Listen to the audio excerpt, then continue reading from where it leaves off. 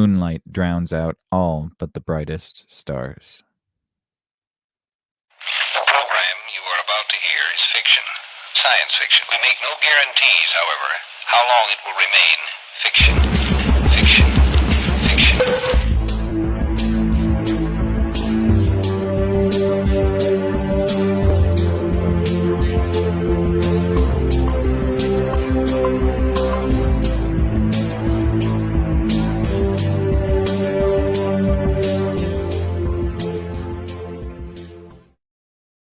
Stellar salutations, all you cognonauts out there, and welcome to Exofathom, the show that dares to explore the outside reaches of understanding. I am your host, Nick, and I am joined, as always, by my lovely co-hosts, Ayla. How you doing? I'm doing fine. How are you today? Wonderful, Did you already say wonderful. That? Oh, sorry. Yeah. Clearly, I'm just scattered. I'm not fine. I'm a little scattered. Happy Yeah, that's Friday. okay. Me too. Happy Friday, and we got Mike here. How you doing, man? Hanging in there. Me too, man. My brain is a piece of you know what right now. I kind of feel like, have you ever seen Winnebago Man? The old No. YouTube video. Yeah, it's amazing. If you guys haven't seen it, go check it out on YouTube. It's just basically this guy that's trying to do an RV commercial, and it's all of the outtakes throughout the day, and he's just having the worst day ever. Yeah, no, I know what you're talking about now. It's- I recall man. the thing. Yeah, it's just so relatable because you just watch him melt down in real time, and I think we've all felt that way. So thank you so much, True. you guys, for listening. We really appreciate it. Happy Friday to you all. This exobit, I wanted to get into a little bit of the star symbolism, celestial omens. As some of you may or may not know, we have the Christmas star is appearing again on Monday for the first time in 800 years. So, Woo! Christmas star. yeah. Yay. So that kind of led me to want to talk about the impact that stars have on our psyches as humans, and perhaps some other auspicious celestial omens that have happened throughout the years.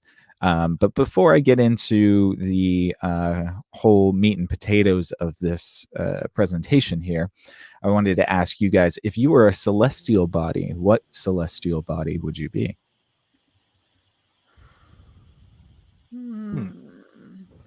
I'd like to be a star. You'd like to be a star? I'd like to be a star, shining brightly throughout the universe in every which direction.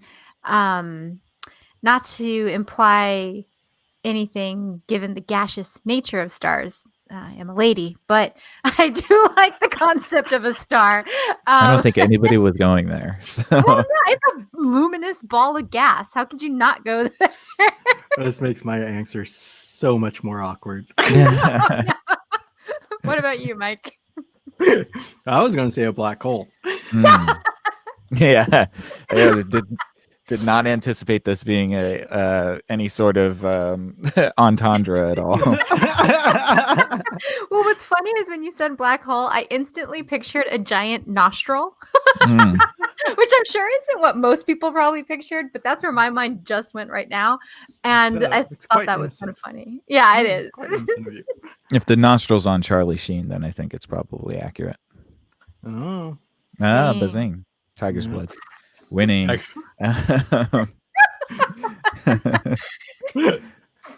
Well, I thought about it myself, and I was thinking, like, I might want to be like maybe a comet. That would be kind of cool, because then you kind of just get to chill and cruise the universe until Would you, you though? eventually slam into a planet. No, I feel like you would just be going "Wah!" like all through the universe constantly for millions Like of a years. droid? Yeah, I Well, Well, guess. like I was trying to not scream into the mic, but no, like a screaming comet. I just imagine, like, if you could hear the universe, it's like that Mitch Hedberg joke. If you put your head under the water of the ocean, it would just be a lot of animals screaming like no. No. A lot of chaos out there. Yeah. Well, I mean, I don't know if I'd be a screaming comet, but I think it would be kind of cool to explore the universe. You And The, you have a cute transform. tail. What's Yeah, that? and a tail. You have a Mhm. tail, and you get to transform as you run into a planet. Yeah, that's true. Transformers. Basically, Mhm. break up in entry. Um, but yeah, so I don't know if you guys were aware, but I think Ayla obviously is, and Mike, you are too. But some of our listeners might not be aware that we have a celestial event that's going to be happening on Monday, and it's called Celestial event. Okay, and it. that's my last interruption. Oh, Okay. okay, cool. And it's called the Christmas Star or the Star of Bethlehem. And the Star of Bethlehem actually is a biblical reference, and it appears in the nativity story in Matthew, and it's the story of the three wise men, or the Magi, who were called from God to meet the King of Kings, basically Jesus. Um, and they followed this Christmas star, or at least that's what's hypothesized and in the scripture, as it foretold the coming of Jesus. And so many Christians believe that the star was a miraculous sign. And some theologians claim that it fulfills a prophecy known as the star prophecy, which is just it's a slightly older prophecy in the Jewish tradition about the Messiah coming when a star is presented. And so, uh, uh, several astronomers have made attempts to link the star to unusual celestial events, sometimes as the conjunction of Jupiter and Saturn, which we're about to experience on Monday, and sometimes as Venus and Jupiter or a comet or supernova. And so on December 21st, that's Monday, the Christmas star will be visible again. And it's actually it isn't a star at all. What's going on is that Jupiter and Saturn will kind of converge and align. And when they do that, it creates a sort of superstar that we see in the sky. And Jupiter and Saturn do align some years, but what's uncommon about the 2020 alignment is how close they will appear to Earth. So it's going to be exceptionally bright. And unlike some spectacular celestial occurrences, those who want to see the star on Monday, they won't have to stay up all night. What you can do is the phenomenon will take place about 45 minutes after the sun sets, and you should be looking in a southwest direction. So I think we'll be trying to do that on Monday, checking out, see if there's any way we can find that star in the evening sky. But what's cool about this is that the last Christmas star occurred in March 6th, 1226, which I thought was really interesting that they actually know when the last time this happened. They even made a point to say that it was a Wednesday. So, uh, with all of that said, and there's not too much more information, I was trying to figure out if there was anything significant that happened in 1226. Really, not a lot of big world events going on, so there was no correlation there. I was trying to see if perhaps this Christmas star could be an omen of things to come. But unfortunately, it seems like in the last 800 years, the last time it occurred, it wasn't as eventful as we might have thought. So I wanted to ask you guys, what do you think it is about stars that that we put so much focus on? Why do we have such an affinity for stars? Hmm. Well, I think definitely it's one of those things that probably was always just a mystery, from early days, and we didn't really know what it was. It was just these dots in the sky. And I think there's some culture out there that thinks that it's like a big veil, and that there's a bird that pokes holes in it, and that's where stars come from. So there's always this like lore around it. And of course the constellations, it's pretty cool to realize that they're really consistent. And like you said, it is really interesting that they knew it was a Wednesday, and that you can pinpoint the last time this happened. And again, it's because of this predictability. You can kind of count on them. They're also beautiful, you know. Mm-hmm. Um, Yeah. I'm just thinking, like, I've always wanted to see, like, those nights where you can see the sky in the desert and it's like the Milky Way. And you can just see all the gradations of color. It's awesome. Hmm. I do think there's been like throughout time, as light pollution has become more of a thing, we've lost like some sort of connection. Because when you are in like low light places, it's just a humbling experience to look at the sky at night. Yeah. Like you look up and it's just filled, and your imagination starts to run, and that's where the mysteries start to tie in. And you know, before there was, I guess, Netflix and television and radio, you had to tell stories about something. So you looked up Mm. and started connecting things with the sky, and it just all starts to tie in. And I think that's why we love stars so much. Yeah, I definitely see that. I think, yeah, definitely having the less light pollution. Obviously, they would be kind of a source of light, especially stars like this Christmas star that, in some cases, shines like a crescent moon. It would be a source of light in the darkness that I think our early ancestors would have probably appreciated. You also have the concepts of like the North Star that's constantly pointing in one direction that sailors used in order to navigate the entire Earth. Um, there's a lot there, just to kind of back up what Ayla was saying about them being kind of fixed and predictable. That's a illustration of that. Um, and And one thing that I think yeah. is really interesting, just to add to that, is that now we can say it's predictable in the terms of like 800 years, 1,000 years, something like that. But back Mhm. then, what was predictable was probably relegated to what was seasonal.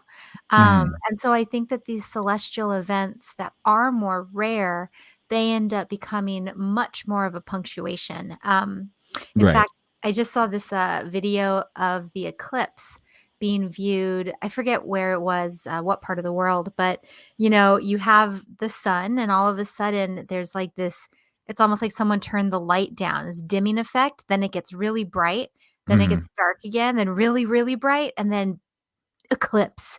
And you have this group of people like screaming, like "Woo!" And you know, if you zoom backwards in time, and you can't predict that, because again those might not just be a seasonal or a yearly prediction. Um then then yeah, it just becomes all the more awesome, and probably associated with gods and religion and all that stuff too, because it's in that realm of like, whoa. Mhm. Yeah, certainly. I would agree. And so I guess my question is to you guys: do you think that celestial events or phenomenon can actually affect what happens here on Earth? Sure. Yeah. Okay, cool. Yeah. For example, if there was some celestial body that was big enough to pull Earth off of its orbit, mm-hmm. that would kind of suck. Or Certainly. Tidal forces is one that comes to mind, because like, indeed. yeah, they can affect our oceans at such a great level. Um, Hmm. and then you even think about leftover influences from, even the Big Bang, which we're still able to record somehow. So I think, yeah, there's definitely an interconnectedness, and we may delve into the woo to explain it now, like we had to back in the day for an eclipse or something. But Mm. I think the more that we learn about the universe and all the different variables that are acting on one another, and also the receptivity, because like tides, they say it's about water, and we have a lot of water, but we're more dense. So there might be a lot of cool quotients that they come up with, and they can make the correlations to like astrology or something like that. Mm. Yeah, but it's always a bummer to have science kind of like Ruin demystify things. things. Yeah, like it's proper. Like I get it, and it should be done. But there's is something nice as far as a spiritual thing with kind of living with the woo. Yeah, it's Yeah, romantic. Yeah, indeed. I Hmm. do like the woo. I mean, the woo is a good place to be sometimes. Um, and I think some scientists can even stay in the woo, because you have like the compatibilist physicists who advocate for divine elegance. And so, Well, Yeah, and I if think you there's a think lot of about room for interpretation. Well, and you think about the Neil deGrasse Tyson sort of shtick about being stardust, right? Um, this concept that the things that the stars are the same things that we are as well. It's just we're a different expression of those elements in different conditions, and so I wonder if there's some sort of universal memory there, and perhaps we recognize something familiar in the stars. I Like, love that. Oh, go ahead, Mike. Sorry. no, just like we used to be that kind of carbon. Yeah, exactly. Yeah, I mean, like if we can find, I don't know if we will ever find that molecules have certain levels of memory. I mean, perhaps that we do look up because of our connections to the stars. Oh yeah. Well, and I was listening to this podcast the other day, and she was talking about this guy who'd been in a coma, and this was like I don't know, like the 1600s or the 1700s. It was a long time ago. But the things that he was describing and the way he was talking about these like people in the future and describing like the way time works, it does make you wonder, because if you look at a star today, in a lot of ways, it's like a really distant cousin. And the only thing separating that star and your molecular expression is time. You Mm. know, all the time that went in that direction versus your direction, and a couple physical interventions and things like that, but it's just cool. I think you're right to think of ourselves as part of the starverse. Yeah. Well, and I think sometimes when we think of stars, we forget the most important star in our lives, right? The sun. The sun is a star. So if we were to get close to a lot of these stars that we see in the sky, it would resemble something close to our sun. May not be the same color or size, but um, it kind of makes me feel like there's a deification in stars as well that's ingrained in us because we revolve around one, and the only reason that we have existence in the first place is because of the energy that our star is giving off. Yeah, it gives Mm, off like life force energy, oh, living energy, right? Like, Mm-hmm. without yeah, it, you which can is live, interesting. and if it gives life, then it could be deified, and if it's deified, then yeah, sun It's gods, also Ra's. Mm-hmm. Yeah. Well, it's also going to eat us in a few millennia. So I think it's interesting to see that like duality too. Millions of years. What's millennia? Millennia is thousands. Yeah. We got a Oh, long time. I don't think so humans will be around when the sun eats Earth. A lot of millennias. A a lot of lot of millennias, millennia. several millennias.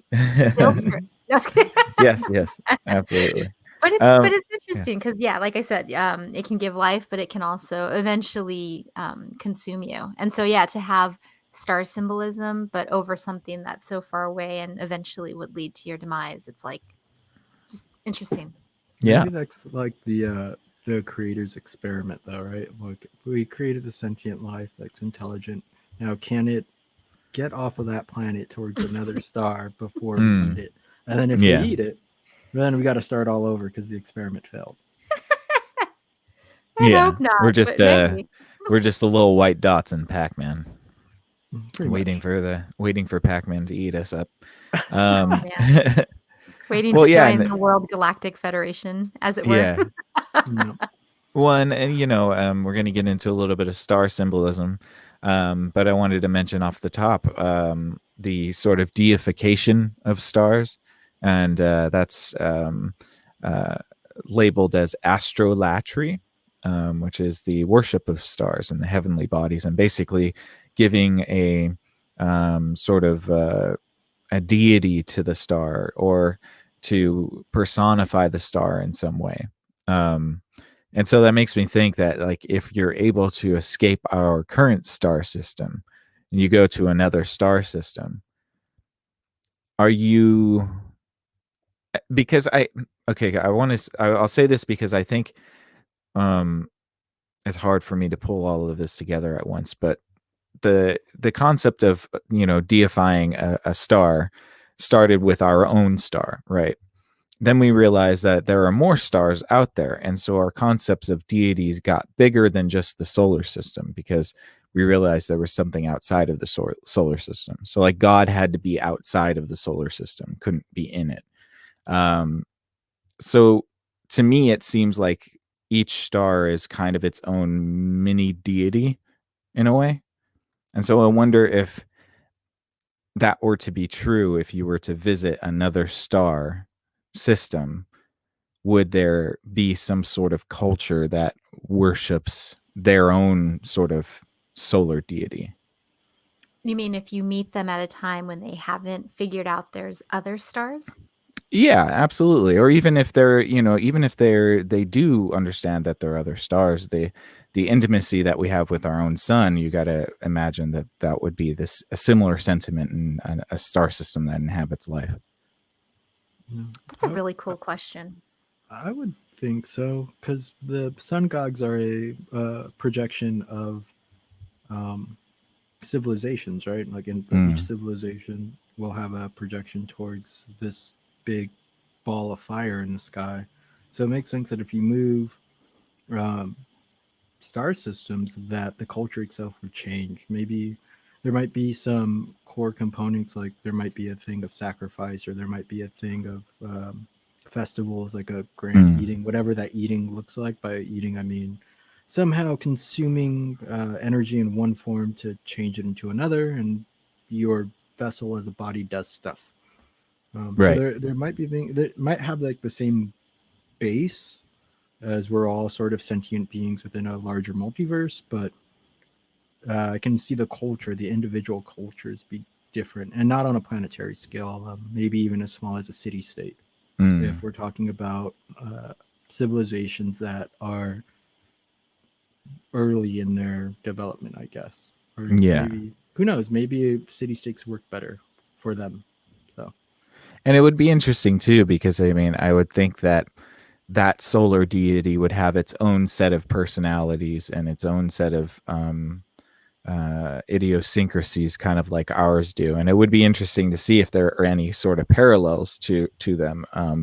Maybe the life-giving element, or the sacrifice element, like you said. Yeah. So I just think it's kind of an interesting concept to think like, okay, well, if I were to go to the Andromeda star system or whatever, now I know it's a galaxy, or go to Sirius, what is the Sirius god like? Or take like what is that planet called from Chronicles of Riddick, where the sun like just burns everything?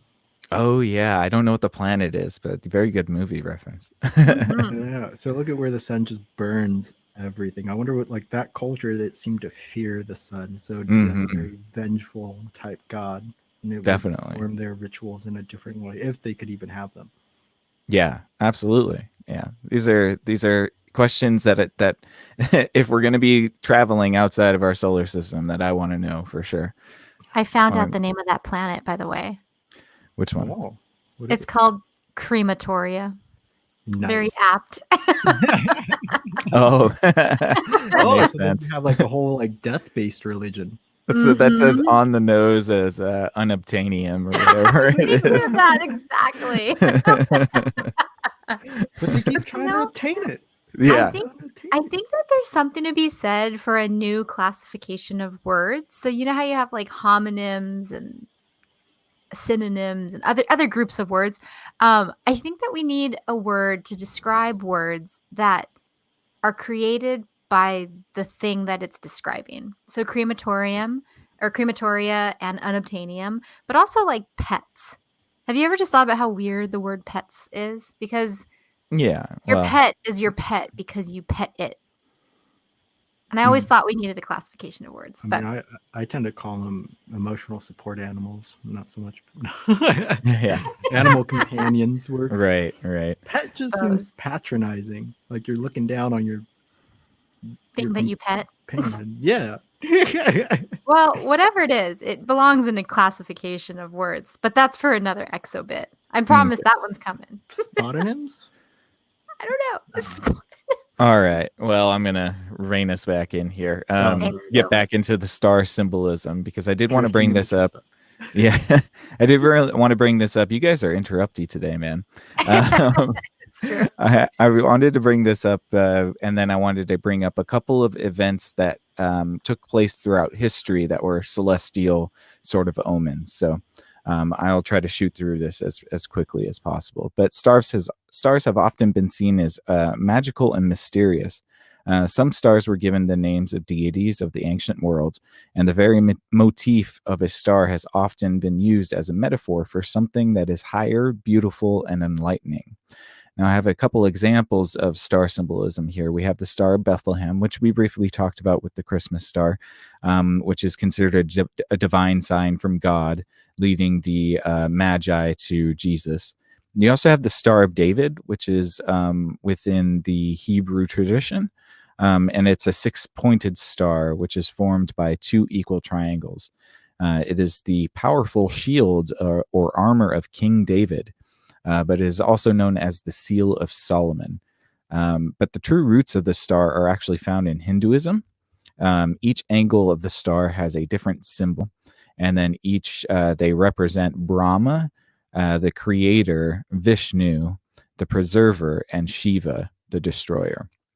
Then we also have the pentagram, which a lot of people are familiar with. And it's the five-pointed star encased in a circle, and each point has a spiritual meaning. The upwards point symbolizes the spirit, and the remaining points represent the four elements: earth, air, fire, and water. The spirit being the fifth element.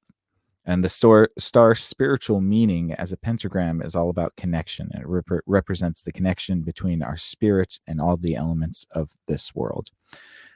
And then you have the seven-pointed star and the nine-pointed star, and these all mean different things. The nine-pointed star is in a reference to the divine number 9 and the 9 muses in particular.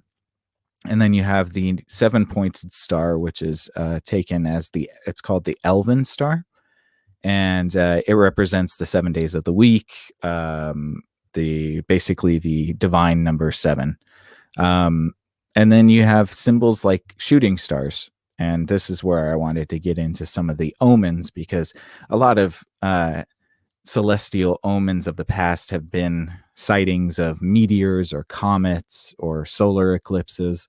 But the shooting stars, the symbolism depends on the culture or the part of the world. The Greeks saw shooting stars as symbols of the rise or fall of a human spirit. And in Christianity and Judaism, they symbolize the falling angels. Whereas in Asia, shooting stars are actually bad omens and they're considered unlucky. Don't go out in meteor showers, I guess. That would be a whole string of bad luck. But I think we've gotten into these questions. I asked you guys a little bit about why stars are tied to human belief systems. But if you guys have any other things that you wanted to interject before I get into examples of celestial omens, please do. Well, the pentagram's not as scary as I thought it was. I mean, not that I thought it was scary, but I understand, like, we've all seen The Craft. We know what happens to what's her face at the end. Although I think in that case they're talking about Minot, whereas in like Sabrina the Teenage Witch or something, it's like the devil.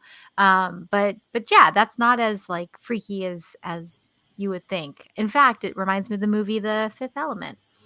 Yeah. Well, it's because the pentagram is not necessarily a demonic symbol. It's when you invert it, just like the cross. The cross is a spiritual symbol, but if it's upside down, then it becomes demonic, I guess. Same thing with the pentagram. The pentagram right side up with the one point on top is a symbol of the elements in man. Yeah. Oh, how nuanced. I didn't even think about the fact that, yeah, if you rotate it, it's going to look different. Huh. Interesting. Yeah. So yeah, I mean, to me, it's interesting that we take so much that star symbolism is so much, entwined with religion. And I think we talked a little bit about why that is before. And I think that, yeah, that it's just it's an incredible concept that I wanted to bring up. And Ayla, to your point, I wanted to bring up the civilization that you mentioned, because I have my book here and I was looking through some symbols about stars, and they had mentioned so it's the Yakut tribes of Siberia. They believed that the stars were the windows of the universe, alternately opening and closed to ventilate the spheres of heaven. So it was the concept that the stars were actually a doorway or a window into heaven, and that was some sort of veil that was being pierced. That's what it was. No Yeah, and bird. that no bird, but I mean, I'm sure that there is some sort of animal symbolism in other cultures as well. But it is a interesting idea of being like a pierced veil into the afterlife. It's Yeah. It's a pretty rad idea. I enjoy it. It reminds me, it gives me like a little bit of Pirates of the Caribbean ride vibes. When you look up in the beginning, you see all the stars. Oh yeah, yeah. Yes. I bet there's just a bunch of people working behind there, just staring down or something. Yeah, right. Which one are you going to try and make now? Well, and it's kind of a literal representation as well, because if you were able to travel to one of these pinholes in the veil, you would certainly be seeing the afterlife. I mean, it is a portal. It's just not going to be one that doesn't incinerate you as soon as you get close to it. Good point. Hopefully. What if you imagine you get close to one and it is actually just a hole? You're like, wait a minute. I've been bamboozled. Yeah.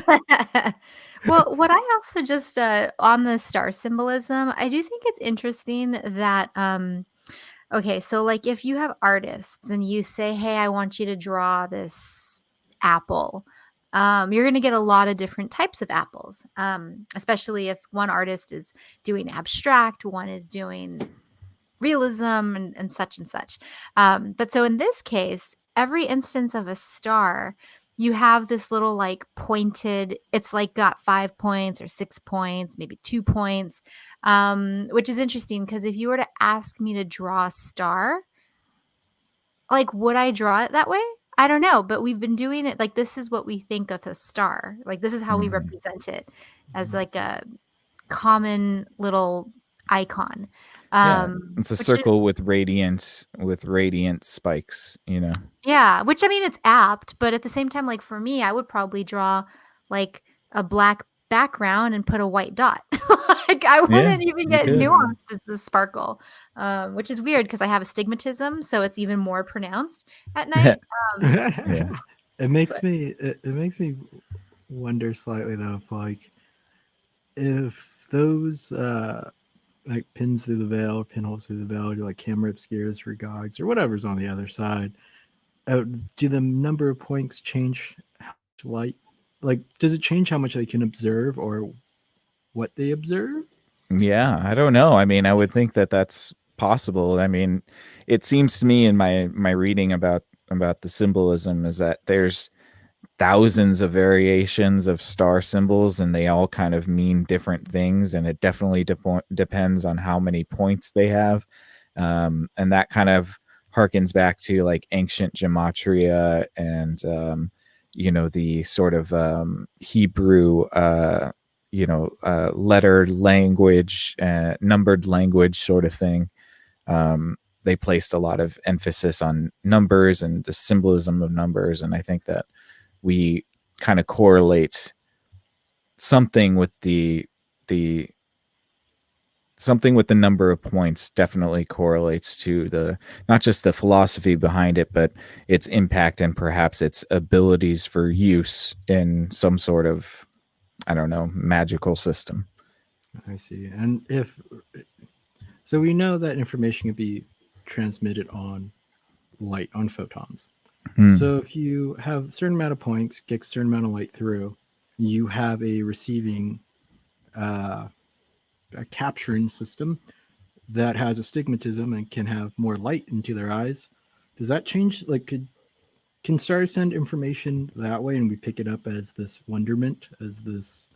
I mean, that would be amazing. Right? Yeah, I And mean it. people with Yeah, astigmatism would therefore be more or have access to more information than people that don't. I mean, if you're able to capture more of the information encoded in the light, I mean, it would be an incredible discovery to find out if starlight is actually encoding some sort of information. I mean, I Mm. don't see that that's outside of the realm of possibility at all. Well, I mean, even if we like bounced information, found a way to bounce information off our sun to send it, I don't know Hmm. why send it further. It's just this is probably all bad science, but it just Yeah, that's okay. like it would be interesting to see how you could entangle or wrap up that information onto that photon, and bounce Hmm. it.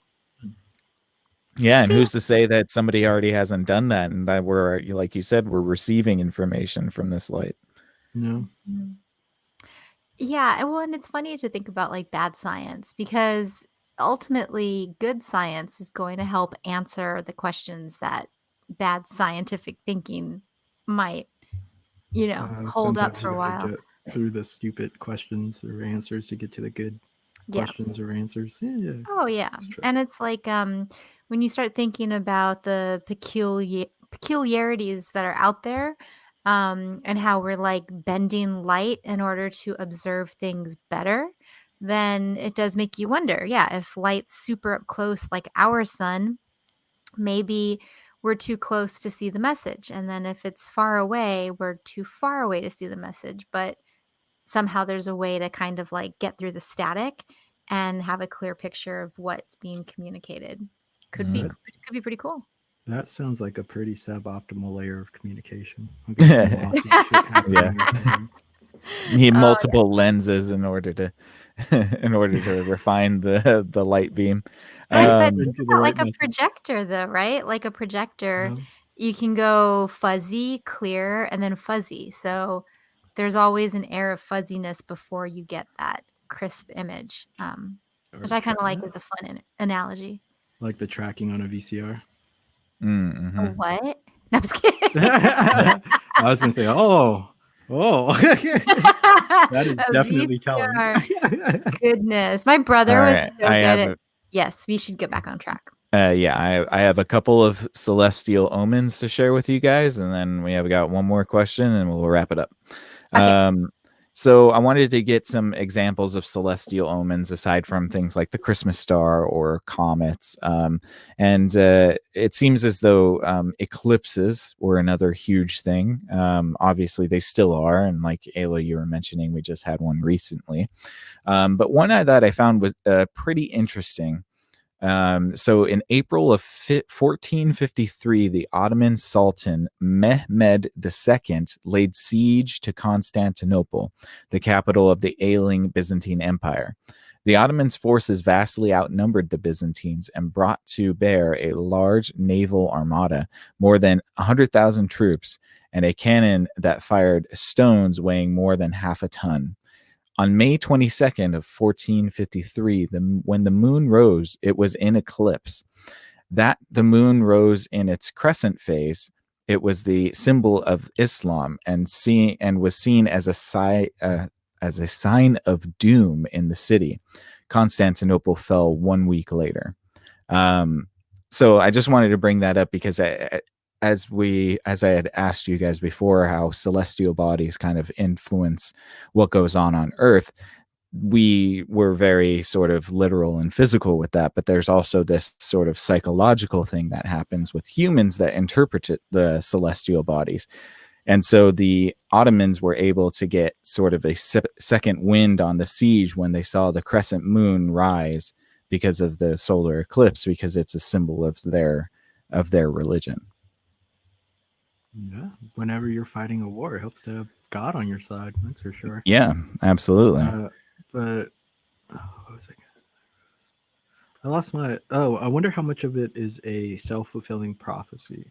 Like how much psychological toll you put on yourself when you take something like this into belief and then carry out the responsibility of executing it on yourself. Yeah, absolutely. Well, and there's even in and actually the practice of astrolatry has been banned in Abrahamic religions because it was found to be so restrictive as to what needed to happen. People were spending more time trying to rule their lives by the windows of stars and constellations, that it became an antithesis to society, really, because everybody was trying to find the most auspicious time to do anything. So it's interesting that we kind of found that there needed to be a sort of a tempering on that sort of self-fulfilled prophecy thing, where we try to find the most auspicious time when the stars align to do anything at all. Yeah, I think this is when like intuition comes in. Like when you're thinking a little bit too much and you're looking for all the auspicious times, but if you intuit a situation, you know, cause an action, then you can look back and have the confirmation bias of the event That's right. to fulfill your Mhm. belief. Right. And it Exactly. all starts to become that feedback loop that you need to get things done with the help of a celestial body. Yes. Yes. That reminds me Yeah. of Parks and Recreation, where they have that doomsday group and they Right. keep rewriting what day it is because, oh, I forgot to carry the one. Okay, in 10 months, we'll be back here again. Yeah. Of course. The end of the world is always tomorrow. Mhm. And so I had one more for you guys, but this is about 415 BC.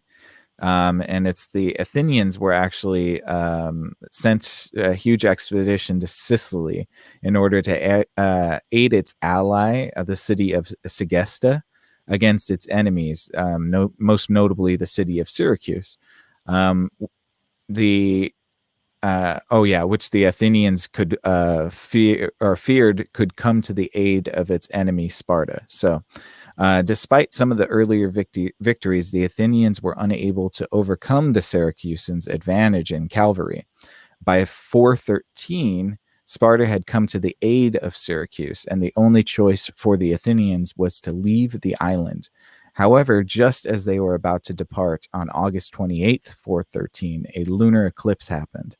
Nicias, the Athenian general, decided to delay the expedition's departure by 27 days as a soothsayer's recommendation. The Spartan and Syracusan forces blockaded the Athenians' fleets and annihilated it on September 9th. And they were basically entirely destroyed. So again, this is kind of how we're almost unintuitively kind of using celestial events to um, to allow for the downfall of societies. Well, it was the soothsayers though, and Yeah, that's true. if It was the it wasn't the heaven they wanted to leave, but they were trying to bend their will to uh, sophists. Soothsayers I usually equate with sophists, especially in like old Greek texts. This might be a Nietzschean thing for me. I don't know if it actually derives from the actual like Plato or any ancient Greek philosopher, but I tend to correlate those two together. So it seems to make sense that instead of trusting the heavens and the gods when they should have left, they trusted these humans that were supposed to be conversing with the gods, and then they right. were annihilated because they didn't actually listen to the gods. They didn't intuit the situation properly. Never listen to middle management, man. You're telling me. Well, okay. I just have a couple of factoids here for you about other celestial events. So in 613 BC, so the was the first record of a great comet, and that's now believed to be Halley's comet, and perhaps the earliest records of any comet in general. That happened in 613 in China, in 613 BC. In 312 AD, the Roman Emperor Constantine claims to have seen a vision of a cross in the sky, causing his conversion to Christianity. Some think that this was a comet, and others think that this could have been a flash from a meteorite impact or even a coronal mass ejection. So those are just a couple other little factoids that I wanted to throw out to you guys. But we're going to be wrapping up now. I have one more question for you before we do, and this one is just a fun one. What celestial event in the universe would you most like to witness? Oh gosh. Hmm.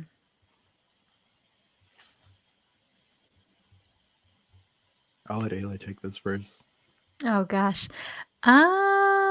Well, I mean, I guess it's kind of simple, but I'd love to see Saturn up close. Mm. I just want to see the rings and see it juxtaposed against a big universe. Or maybe I'd like to stand on Saturn as like a moon rises. I think that would be really beautiful. Mm. Or you can stand on one of its 56 moons. I did not know it had so many moons. I was trying to think, like, is it 4 moons, 5 No, moons, it's so many. 56? Yeah. Wow. That would be such a cool night. Like, think about that, right? Like, we have 1 moon and we're like, oh, look at that. That's cool. But could you imagine 56 moons in the air? Mm-hmm. Imagine going moon hopping on vacation. Yeah, that'd be pretty cool. Ooh. That'd be correct. Rad. Very Yeah. rad. Mike, what about you? What celestial event would you most like to witness? I would like. So this is going to come out of like complete left field insanity, but I would like to see an alien craft abduct a piece of human technology that it wanted to understand more. Mm. Interesting. That is So left field. maybe Yeah, maybe completely. the Hubble telescope out in the outer rim of our solar system right now. Yeah, Mhm. it would. I mean, this is obviously a fictional event. Yeah. I guess a real event. I don't know. I haven't seen too many like meteor showers or anything. That'd be pretty cool. Oh, you Like could in see a like a low- meteor shower. Yeah. Like in a really low, like in a dark preservatory. I forgot what they call it, but it would be pretty cool to see that. Oh yeah, definitely. I mean, I haven't been able to see a proper one yet, but it would be pretty cool. I think that if I could see anything, I would love to see like a supernova. Like I'd love to see a star just like fall in on itself and then explode. I think that would be From a really safe cool. distance. Well, yes. This is assuming that. Well, I mean, I assumed that you were going to be able to stand in Saturn's atmosphere without being ripped to shreds. So I should be able to Yeah. stand away from a supernova, not be Oh blown to man, bits. since we're gonna Good do point. that, and I was feeling all awkward, just put me in the middle of a black hole. There you go. You just want to see something get destroyed by a black hole. Yeah. Yeah, I want to be in the black hole when the first human goes in it. I want to see this string theory play out. Oh, or you Well, could we see were- two black holes collide into a super black hole. That would be pretty Ooh, cool. no, I want to be on the other side of the black hole, watching things come out of it. What Yeah. if like you get close to a black hole and nothing happens, like a club or something? Like you just drift in and there's like a party with all these aliens. And like, yeah, this is our club. Like the These are- cantina. Yeah. I dig Well, it. Well, that is going to wrap up our conversation about celestial omens. Thank you so much, you guys, for listening. Thank you to Ayla and Mike, as always. You guys are great. And please give us a follow, give us some feedback, subscribe if you feel so inclined. Otherwise, we thank you so much for your time, and we hope you have a wonderful weekend. Till next time, Cogmonauts, stay out there, and we will see you on the next ExoFathom. Good night. Peace. Later.